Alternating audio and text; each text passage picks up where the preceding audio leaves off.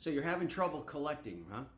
So you've done a job that you had bid, the customer received your bid, agreed to the price, you did the job, and now you can't get paid. What do? How do you collect from these type of customers? Well, if it's a residential customer or a small scale commercial customer, what you don't want to do is retaliate. You don't want to go back and remove what you put in or threaten them or go in there. I see on videos where tile guys go in, they start busting out their tile with a sledgehammer. We're beyond that, guys. We're electricians, we're professional, we're licensed, okay? Never forget that.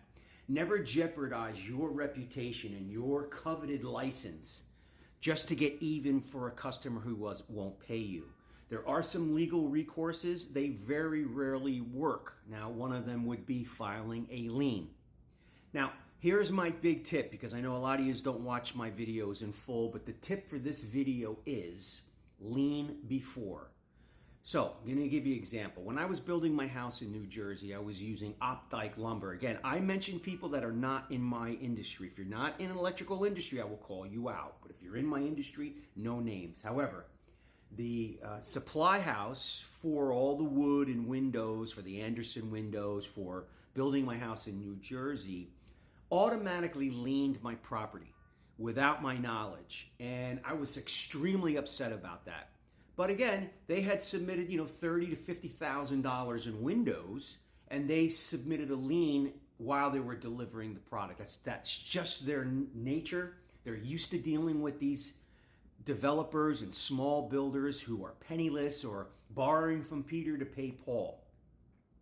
And back when they did it, before I had as much experience as I did now, I was very offended at that. I thought, my gosh, am I that much of a deadbeat that you would lien my house before, before material is even, here and dropped in? And that was a very smart move by them. So that is my tip for you today, guys. If you're going to be working for a developer or a builder or someone who has to get paid by someone else before they can pay you, I highly recommend you do a lien at the beginning and lien releases. Make sure you give lien releases every time you get a draw, and that'll protect you. Now, don't think just because you file a lien on your own, maybe online through some application, that it's going to be valid and effective. There are some very smart attorneys and business people who are constantly used to being liened, and they know how to get around it. And I'm going to tell you about that right now. So, in Marlboro, New Jersey, years ago, I did a dry cleaner. And it was an extensive amount of electrical and service for a dry cleaner. Well, they never paid me. And it turned out that the contractor was kind of a friend from school. Like, his kids were going to school with my kids. He lived in my neighborhood. He hired me. He was the general contractor.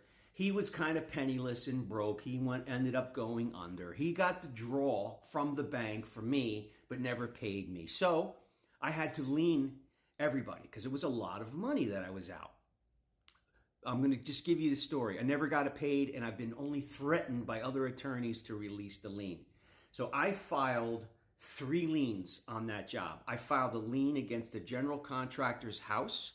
I filed a lien against the owner of the dry cleaner, and I filed a lien against the owner of the dry cleaner's house because they just were ignoring me. They had no money. They were getting small business loans, and it was just a mess. Well, now the general contractor ended up going bankrupt. So the liens were just automatically purged, and the bank was the first in line, and my lien was dead.